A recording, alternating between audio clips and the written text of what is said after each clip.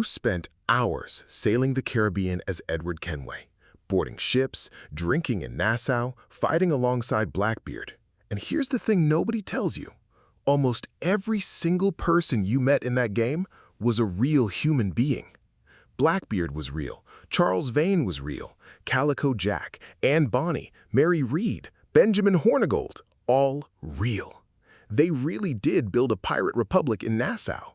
They really did all know each other. They really did drink in the same taverns and sail the same waters at the same time, exactly like the game shows you. Edward Kenway is the only main character Ubisoft invented. Everyone around him actually existed. But here's where it gets wild. The real versions of these people were somehow even crazier than the game. Blackbeard, the most feared pirate who ever lived, as far as we know, never actually killed a single person. His entire terrifying reputation was a marketing stunt. There was a pirate so bad at his job that he was a rich gentleman who literally bought a ship because he couldn't stand his wife and had to hire a crew because he had no idea how to sail. There was a pirate captain so hated that when he was drowning, another ship recognized him and refused to save him. And the man who taught you how to plunder in that game, he betrayed every single one of them and became a pirate hunter who tracked down his own best friends. And stay with me till the end, because the single greatest pirate of this entire era, a man who makes Blackbeard look small, is someone the game barely even mentions. And I'll tell you exactly who he was. This is the true story of the real pirates of Black Flag, who they were, what the game got right, what it completely made up, and what actually happened to them. And I promise you, by the end of this, you are never going to play that game the same way again. Subscribe and hit the bell, because unlike Edward Kenway, these people were real, and their story is better than any video game. Let's go. To understand the world of Black Flag, you have to understand where it came from, because the game drops you into a very specific moment in history, and it is a moment that actually happened almost exactly the way the game presents it. The Golden Age of Piracy, the real one, was not some vague centuries-long stretch of guys in tricorn hats. It was a brief, intense, explosive window that lasted only about 10 years, roughly from 1715 to 1725. And it was created, more than anything else, by the end of a war. For years, Europe had been tearing itself apart in a conflict called the War of the Spanish Succession, and war, whatever else it does, employs an enormous number of men. Specifically, it employs sailors. Navies swelled. Privateers called privateers were handed government licenses to legally attack enemy vessels, basically state-sponsored piracy with paperwork.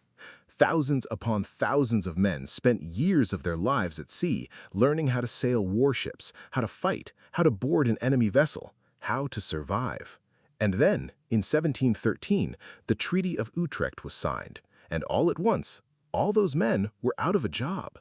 Think about that for a second. You have thousands of hardened, experienced fighting sailors, men who know how to do exactly one thing, take ships by force, and suddenly there is no legal work for them. The navies shrank overnight. The privateer licenses were revoked. These men were dumped back into port cities with no money, no prospects, and a very specific and very dangerous skill set. So a lot of them looked at the situation and made the obvious calculation. They had been attacking ships for the king and getting paid a pittance for it.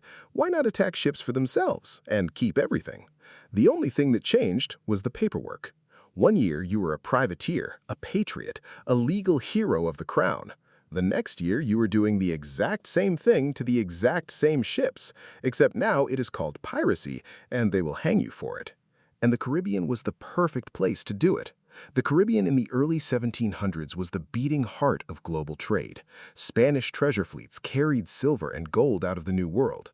Merchant ships hauled sugar, tobacco, rum, and enslaved people between colonies and Europe. The sea lanes were absolutely stuffed with valuable cargo, and the region was a chaotic patchwork of Spanish, English, French, and Dutch colonies, none of whom fully controlled the waters, all of whom were half at war with each other anyway. It was thousands of islands, hidden coves, and shallow channels where a fast, shallow-draft pirate ship could disappear and a lumbering Navy warship could not follow.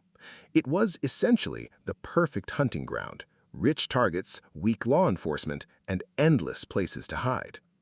And by The Economist's estimate, in any given year during this period, there were only somewhere between 1,000 and 2,000 active pirates in the entire Atlantic and Caribbean. That sounds small, but consider that the Royal Navy in those same years only employed around 13,000 sailors total. A band of a couple thousand determined outlaws was enough to terrorize the richest trade route on Earth and make the most powerful empires in the world truly panic. This is the world Black Flag puts you in, and the game, to its enormous credit, actually gets the setup right. The timing, the aftermath of the war, the unemployed privateers turning to piracy, the Caribbean as a lawless, treasure-filled playground, that is not Hollywood invention. That is history. Where it starts to get interesting is who was actually out there, because the game populates this world with real people.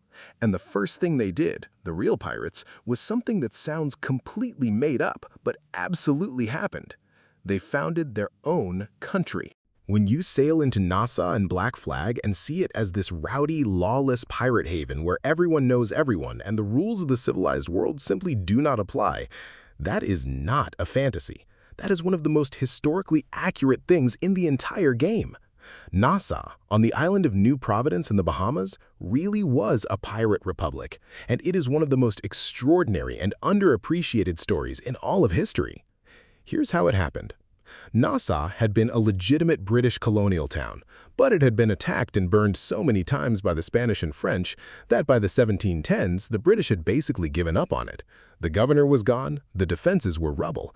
It was a wrecked, half-abandoned port with a beautiful harbor, a harbor that was too shallow for big warships to enter, but perfect for the fast, light vessels the pirates loved. So the pirates simply moved in and took it over. And I mean, they took over completely. At its peak, Nassau was home to over 1,000 pirates. It became the unofficial capital of the entire Golden Age. This is where the real figures from the game actually lived and schemed and drank and planned. Benjamin Hornigold was there, Blackbeard was there, Charles Vane was there, Calico Jack, Bonny, and Mary Read, they all passed through or lived in this one chaotic town at roughly the same time. When the game shows you all these legends crossing paths in one place, it is not stretching the truth. These people really knew each other. Now here's the part that gets romanticized, and I want to be honest with you about it, because the truth is more interesting than the myth.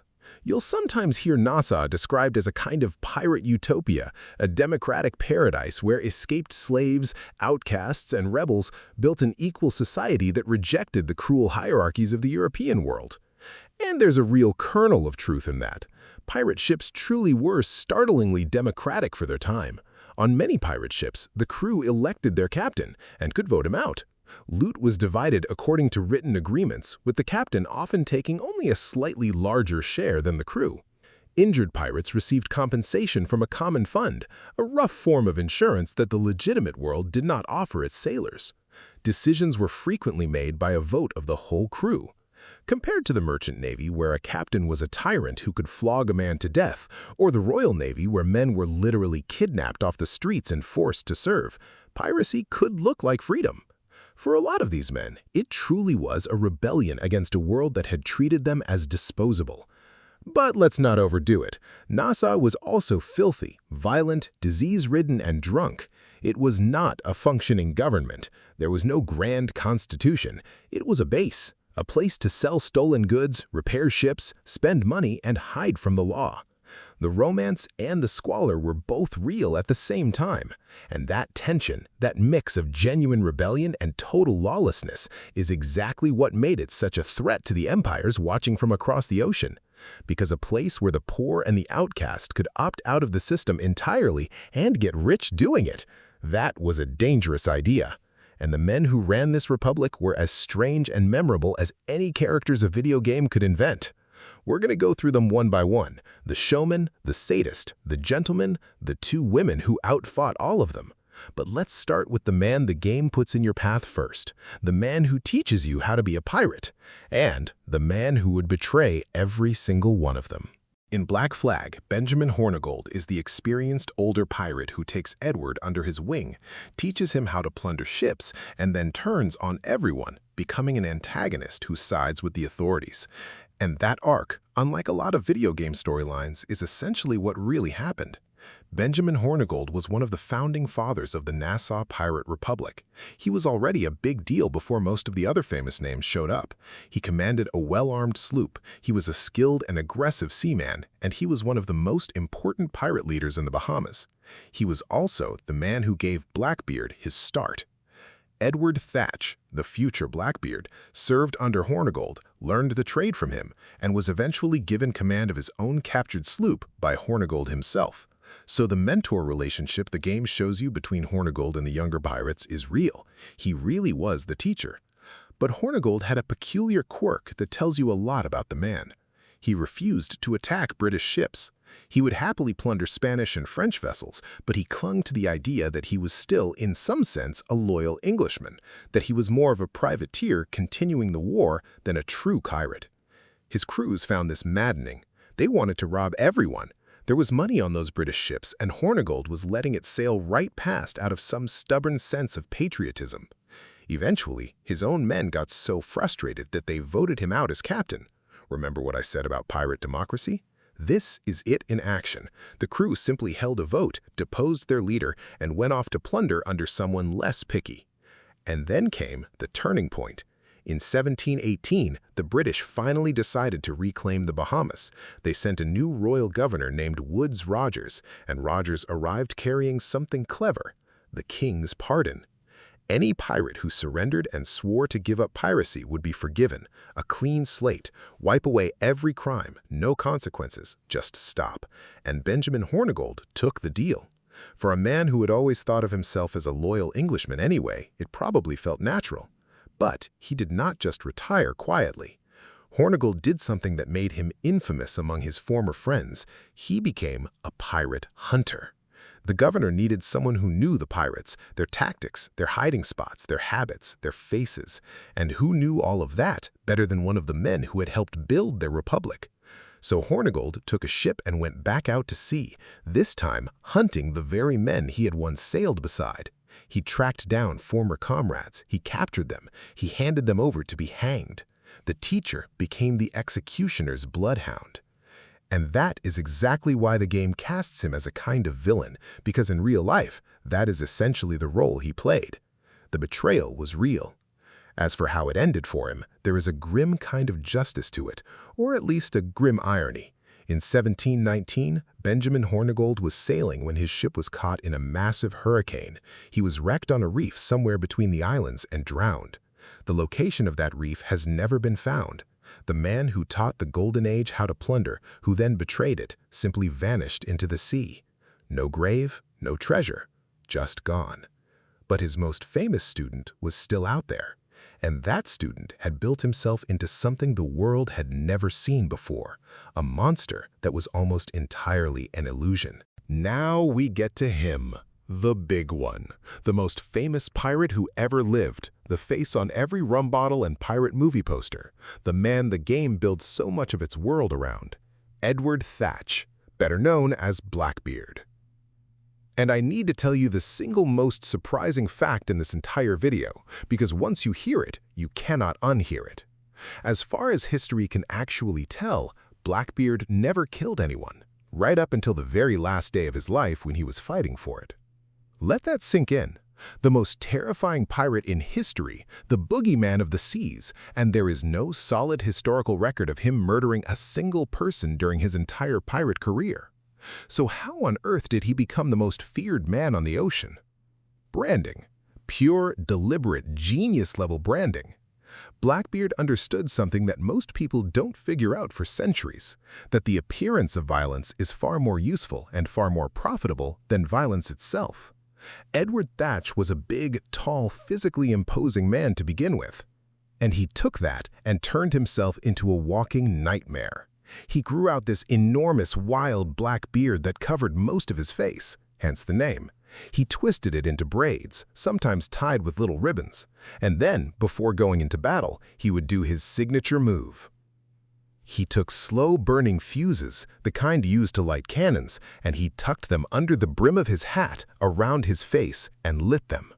So as he loomed over the deck of a merchant vessel he was attacking, his face was wreathed in hissing, smoking flames, wisps of smoke curling around a giant black beard and a pair of furious eyes.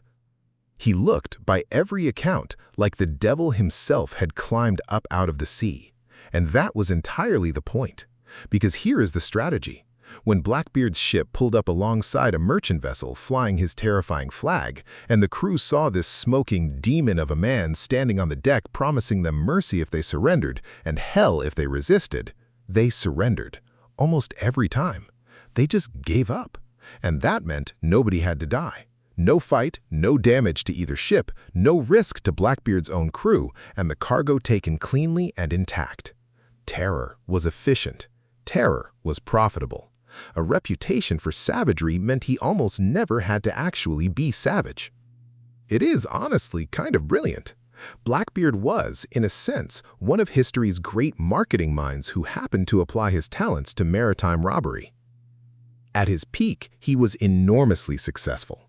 He captured a French slave ship and converted it into his flagship, a massive 40-gun warship he renamed the Queen Anne's Revenge, a name you will absolutely recognize from the game. He commanded a small fleet. He blockaded the entire port of Charleston, South Carolina, holding an American city hostage, and the authorities simply had to give him what he demanded. He was at the very top of the pirate world. And like everyone at the top, he attracted attention he did not want.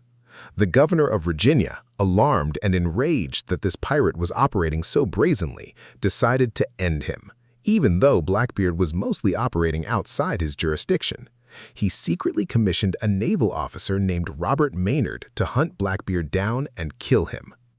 In November 1718, Maynard cornered Blackbeard near Ocracoke Island off North Carolina.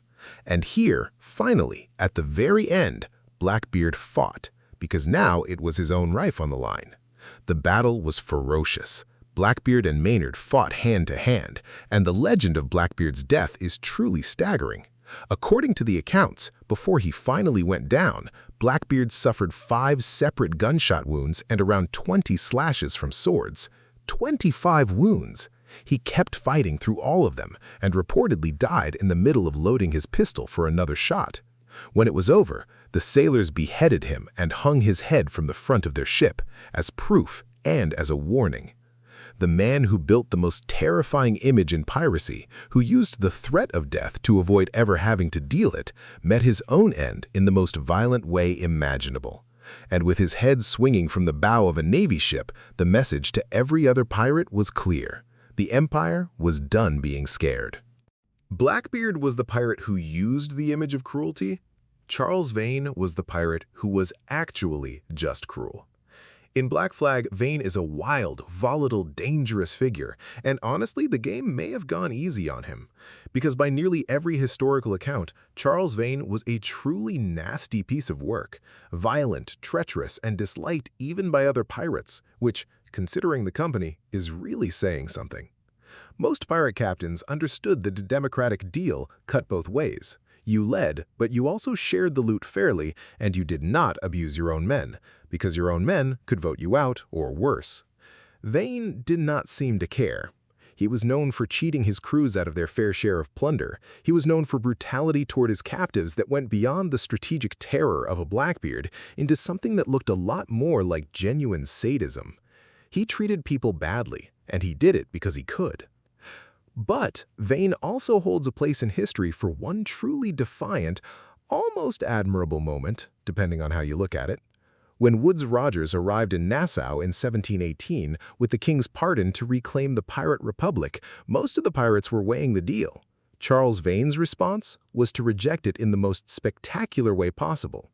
As the royal governor's ships approached the harbor, Vane rigged up a captured French ship as a fire ship, a vessel packed with explosives and set ablaze, and sent it flaming straight at the Royal Navy, forcing them to scatter to avoid it.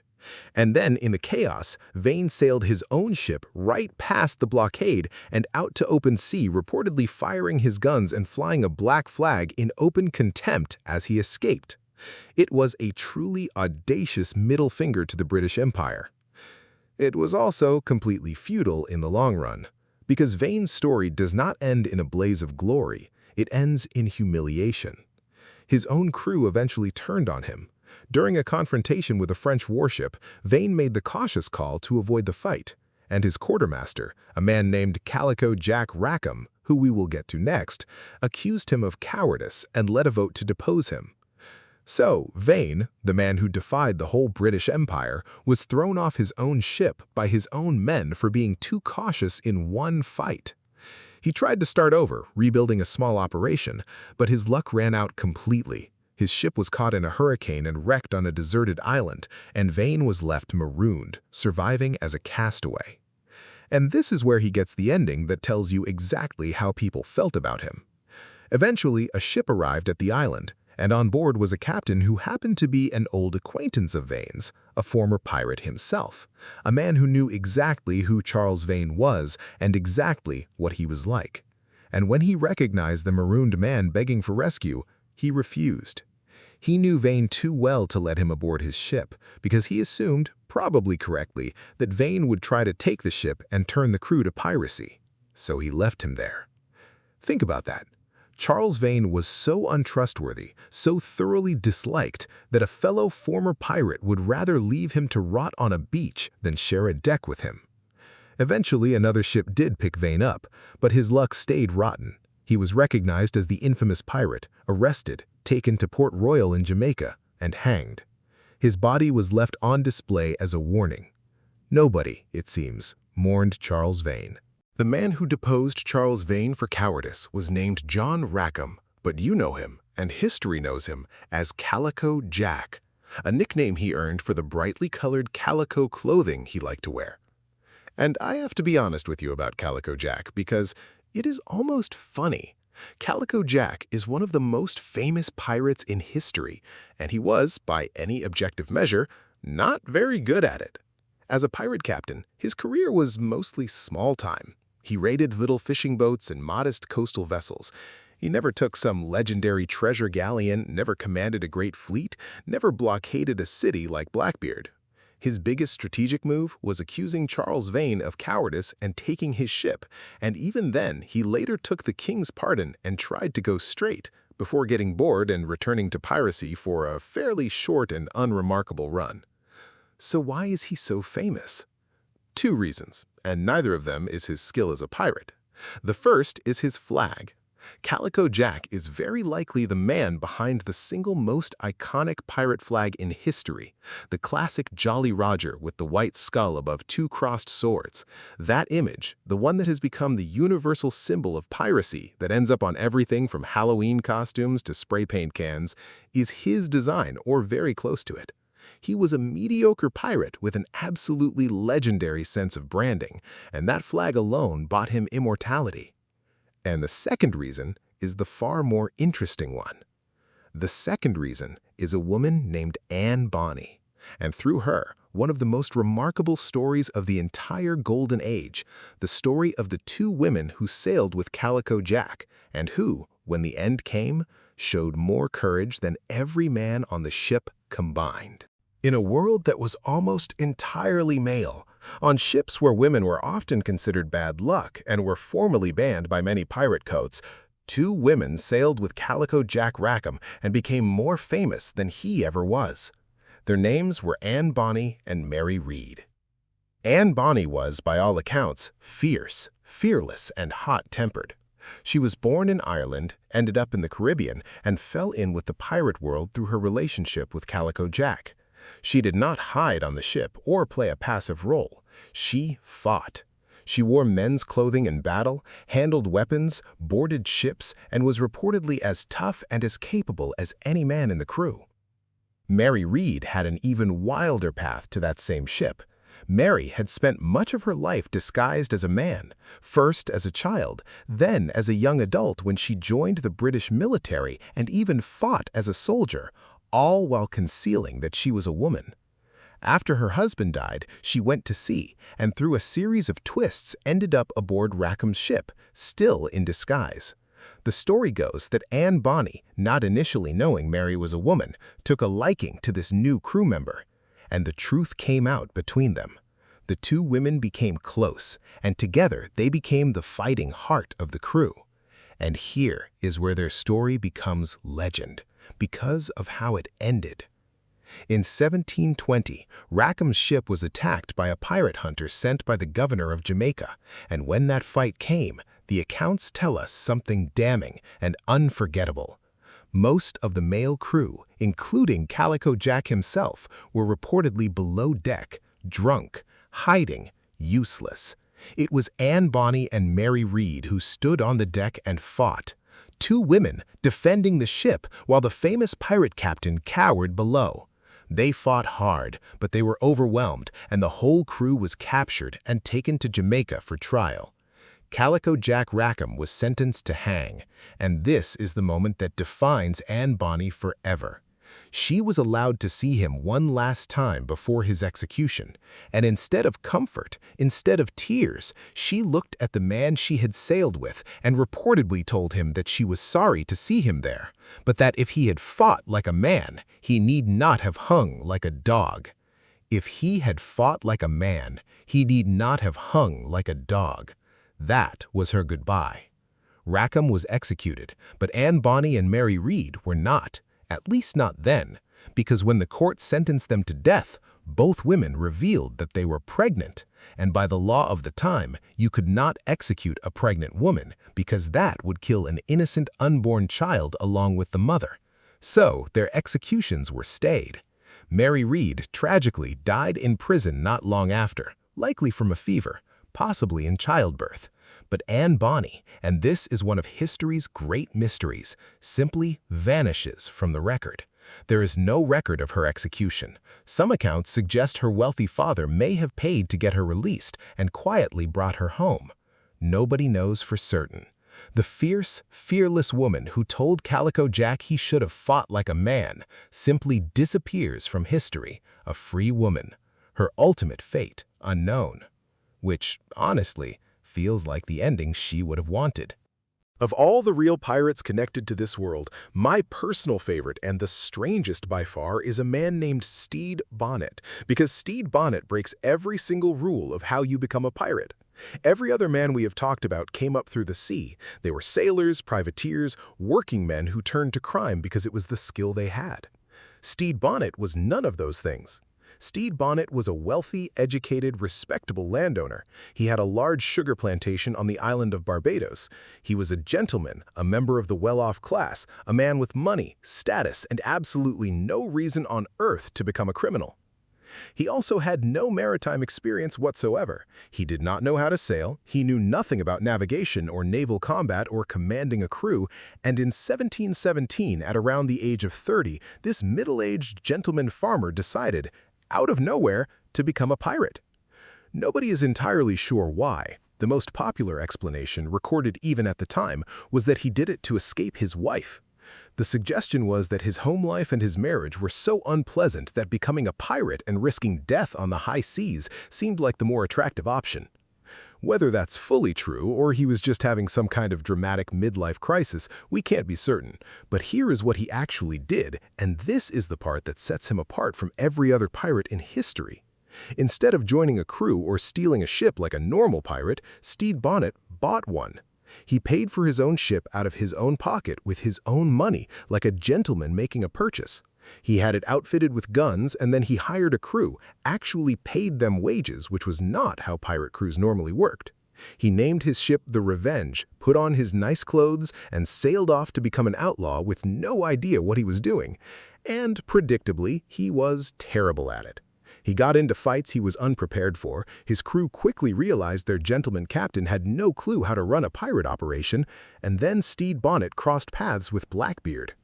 The two actually teamed up for a while, but Blackbeard very quickly recognized that Bonnet was hopeless as a captain and, in a fairly humiliating turn, essentially took over. Bonnet's own crew, sensibly preferring to follow a competent pirate over an amateur, largely abandoned Bonnet to join Blackbeard, and Bonnet was reduced to a kind of guest aboard his own partner's ship, his command quietly stripped away. Eventually, Bonnet struck back out on his own and actually had a modest run of success. Perhaps he learned a few things. But it did not last. In 1718, the same year that claimed Blackbeard, Bonnet was hunted down and captured by a colonel from South Carolina. He was put on trial in Charleston. He tried everything to escape the noose. He even reportedly managed to break out of custody at one point, only to be recaptured. He begged for his life in letters, but the authorities had decided to make an example, and being a gentleman could not save him. Stede Bonnet, the plantation owner who bought a ship to run away from his life, was hanged in December of 1718. He had been a pirate for barely a year and a half. He was terrible at it, and yet because his story is so bizarre and so human, he is remembered when far more successful pirates are forgotten. There's a lesson in that somewhere. Now, I need to tell you about someone the game barely mentions because it might be the most important thing in this entire video. Everyone thinks Blackbeard was the greatest pirate who ever lived. Everyone is wrong, because there was a man operating in this exact same world who makes Blackbeard's whole career look like a warm-up act, and you have almost certainly never heard his name. His name was Bartholomew Roberts. They called him Black Bart, and the numbers are not close. Blackbeard, the most famous pirate in history, captured somewhere in the range of a few dozen ships over his career. Bartholomew Roberts captured over 400. 400 ships. He is, by a gigantic margin, the most successful pirate of the entire Golden Age, arguably the most successful pirate in all of history, and he is almost completely erased from popular memory while lesser pirates became legends. And here is the part that I love. He never even wanted to be a pirate. Roberts started out as an honest, ordinary sailor working as the third mate on a slave ship. When his ship was captured by pirates, he was forced to join them against his will, pressed into the crew because they needed a skilled navigator. He hated it at first, and then, in a twist you could not write, the pirate captain who had captured him was killed only about 6 weeks later. And the crew, having seen how sharp and how capable this reluctant new man was, voted him captain. A man who had been a pirate for 6 weeks, who had joined against his own will, was suddenly in command. And he turned out to be an absolute natural, the greatest of them all. But it is not just the numbers that make Roberts remarkable, it is the man himself, because he shattered every stereotype of what a pirate was. He did not drink. Bartholomew Roberts drank only tea in a world of men drowning in rum. He was reportedly deeply religious. He dressed impeccably. In battle, he wore a rich crimson waistcoat and breeches, a hat with a red feather and a gold chain with a diamond cross around his neck. He was strict, disciplined, and imposed an actual written code of conduct on his crew. Lights out at a certain hour, no gambling, no women aboard, disputes to be settled on shore. He was, essentially, the anti-pirate, a tea-drinking, sharply dressed, disciplined commander who happened to be the most devastating sea raider who ever lived. And he terrorized the shipping lanes on a scale nobody before him had ever managed, ranging from the Caribbean all the way across to the coast of West Africa, taking hundreds of prizes and humiliating the empires that could not catch him. But you know by now how these stories end. The bigger you become, the harder they come for you. And in 1722, off the coast of West Africa, a Royal Navy warship finally caught up with Black Bart.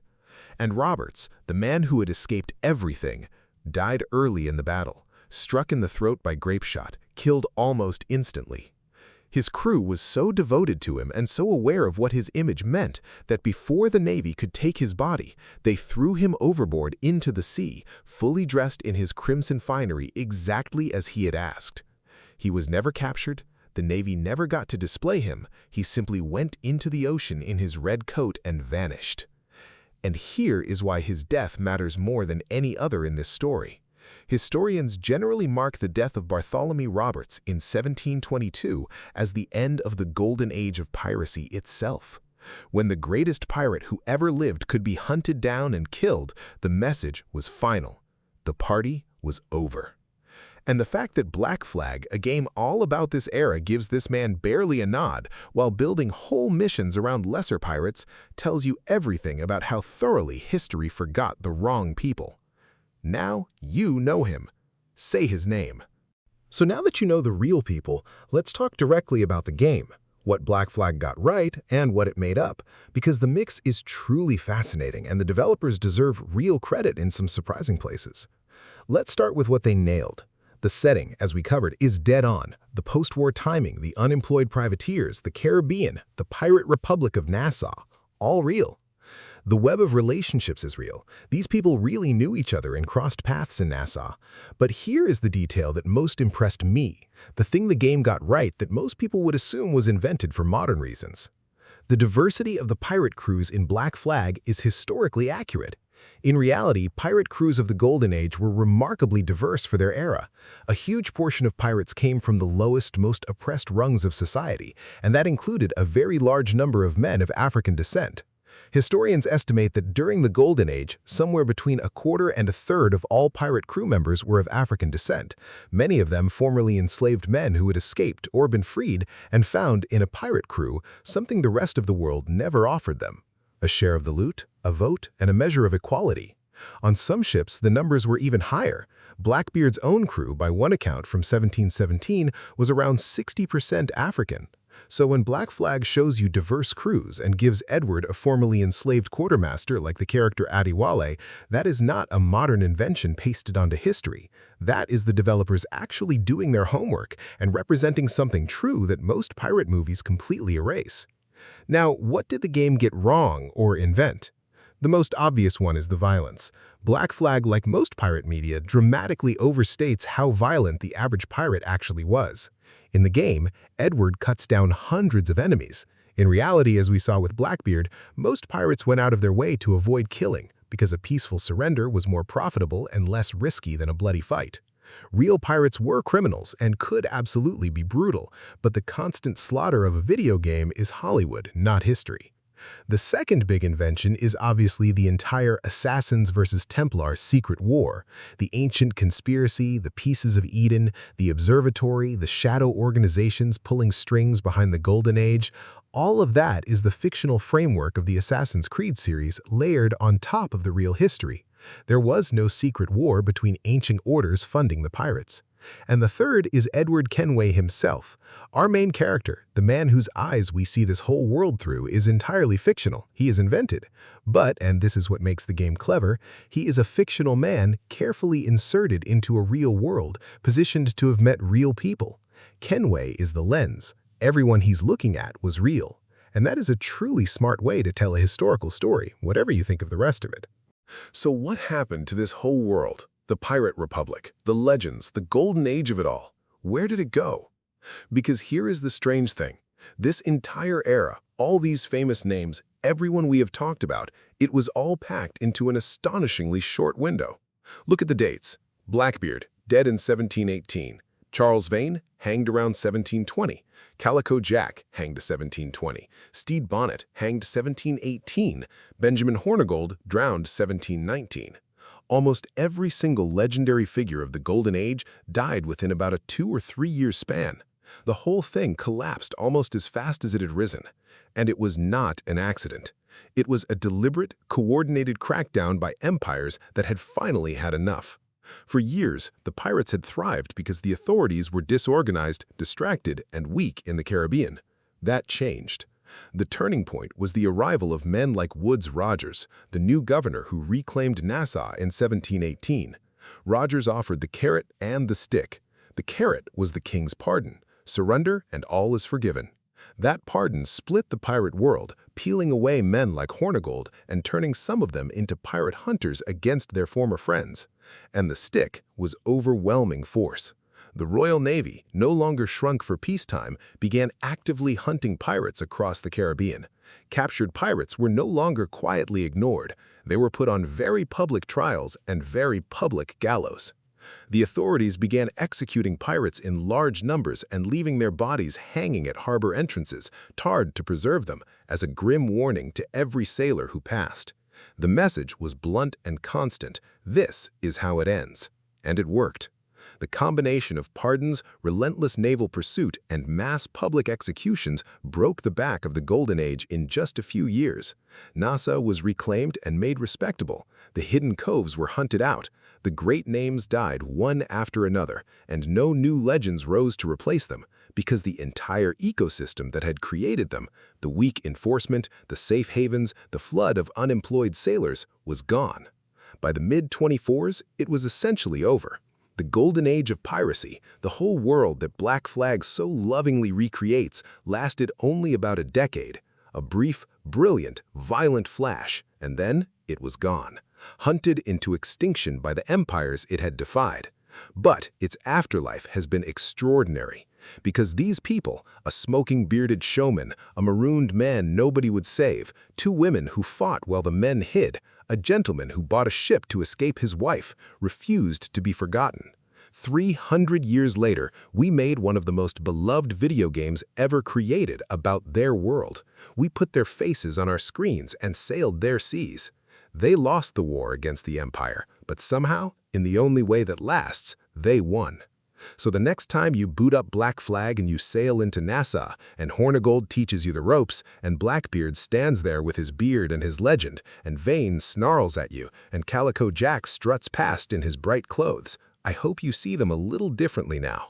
Not as characters, as echoes of real people who actually lived this, who actually built a lawless little republic in the Caribbean, who actually defied the most powerful empires on Earth for one brief, impossible decade, and who actually paid for it with their lives. The game is a doorway. What's on the other side of it really happened. So tell me down in the comments, which one of these real pirates surprised you the most? Was it Blackbeard, the terrifying legend who may have never killed a soul? Was it Stede Bonnet, the gentleman who bought a ship to escape his marriage? Or was it Bonny, who told Calico Jack he should have fought like a man? Drop it below. I read them all. And if you want the other half of this story, the pirates who came before this golden age and operated on a scale that makes even Blackbeard look small, go watch my video on the Barbary Corsairs next, because those two worlds are more connected than you'd think. Subscribe if you want more history that they should have taught you and didn't. And I'll see you in the next one.